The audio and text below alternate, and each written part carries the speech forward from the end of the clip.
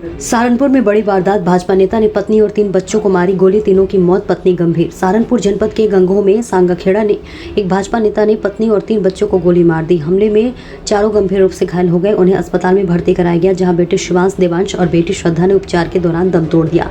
बताया गया कि भाजपा जिला कार्य समिति सदस्य योगेश रघेला ने अपने पत्नी नेहा 32 वर्षीय, शिवांश 4 वर्षीय, देवांश 7 वर्षीय, श्रद्धा 8 वर्षीय को गोली मार दी। चारों गंभीर रूप से घायल हो गए। गोली की आवाज सुनकर व शोर सुनकर आसपास के लोग मौके पर पहुंचे और घायलों को अस्पताल में भर्ती कराया।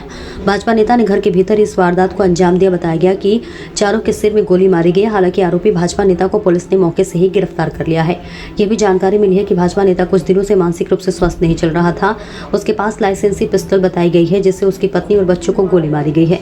सभी का अस्पताल ले जाया गया है और पुलिस आरोपी को थाने ले गई है। मौके पर जांच पड़ताल की जा रही है। घायल बेटे शिवांश, देवांश और बेटी श्रद्धा की अस्पताल में मौत हो गई, जबकि पत्नी अस्पताल में जिंदगी और मौत से जूझ रही है। बताया गया कि भाजपा नेता के मानसिक रोग का उपचार करा रहा है, उसकी दवाई चल रही थी। Bureau report, news India first.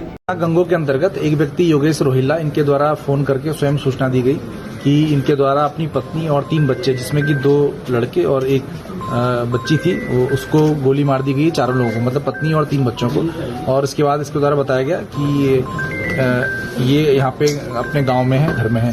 Police जब मौके पर पहुंची तो ये पता चला कि ये जो अभियुक्त है, इसके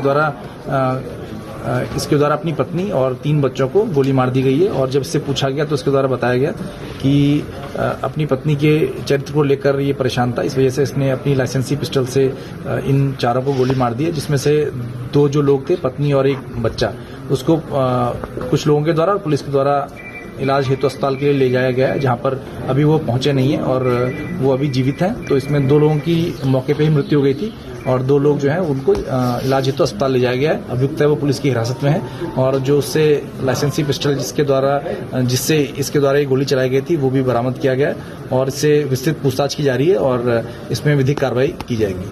लेटेस्ट अपडेट के लिए हमारे चैनल न्यूज इंडिया फर्स्ट को लाइक, शेयर एंड सब्सक्राइब करें एंड यस, बेल आइकन को प्रेस करना ना भूलें।